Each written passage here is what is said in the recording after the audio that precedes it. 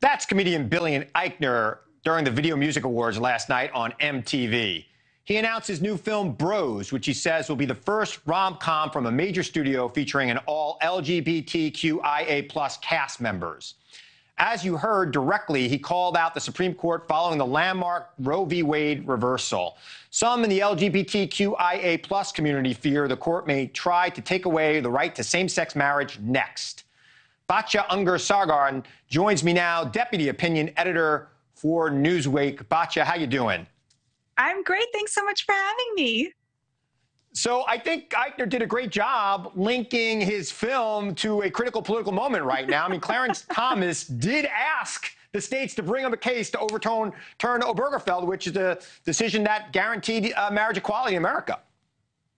Yeah, Clarence Thomas wrote an opinion accompanying the reversal of Roe v. Wade that none of the other Supreme Court justices signed on to, right? So first of all, for him to call out the Supreme Court justices as homophobes was completely incoherent because only one of them suggested overturning, the protection of same-sex marriage, one out of 6 of them, right? So hardly a majority, hardly even a plural there. I find it to be very suspect that at a moment when you have, as he said, the first rom-com where with a completely out LGBTQ cast featuring a gay romance, which is amazing, right? From a major studio, yeah. The first time, long overdue, right? In this moment of triumph, when it's clear that the mainstream position in America is with gay marriage, is with support for the gay community, right? 71% of Americans now support gay marriage, right? In this moment, to act like an aggrieved victim seems to me to be a little bit suspect. But let's give him some credit. I didn't even know this movie was coming out till now. Now I plan on seeing it, especially knowing that Judd Apatow produced it, and we know how good his movies are. So we'll all be watching it, and we're all talking about it today. I think that's home run for him. But let me ask you something else on the LGBTQIA+ community. I saw a column in the New York Times over the weekend, questioning the way Harry Styles kind of appeals to the LGBTQIA+ community. Do you think it's fair for anyone to be questioning his sexuality and how he uses it? So the column essentially argued that Harry Styles is I think it's called a queer baiter.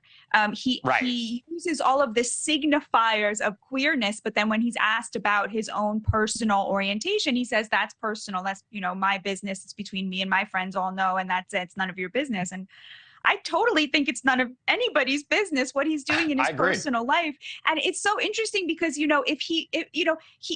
showing up in a way that is, does seem like he hits all of the marks of being queer, right? Which you would think would be this big victory. But then because he won't talk about his personal life, he gets attacked by the New York Times. It seems a little bit, I don't know, where are you on this, Chris? Well, what did you make of the column? I will tell you, I, along with 16,000 screaming teenagers, saw him at the Garden on Friday. I brought my daughter to see him. And I don't understand how this is different from how people discuss David Bowie or Mick Jagger or Rod Stewart in their day. I think it's nobody's business, quite frankly. I didn't understand the column, although I did agree with some points of it.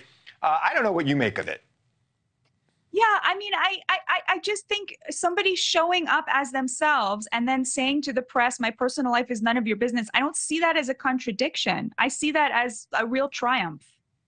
Yeah, well, one of his songs, he says it's none of your business a lot in. So, I mean, it is who he is. And I think, look, again, he's also not dressing himself. He's got a stylist, I'm sure. So, look, I think his music is positive. I think his concerts are positive. I think the kids love him.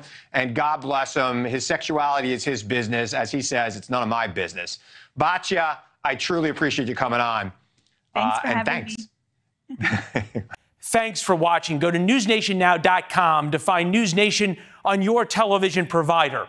And don't forget to subscribe. Click the red button to get more of NewsNation's fact-driven, unbiased coverage.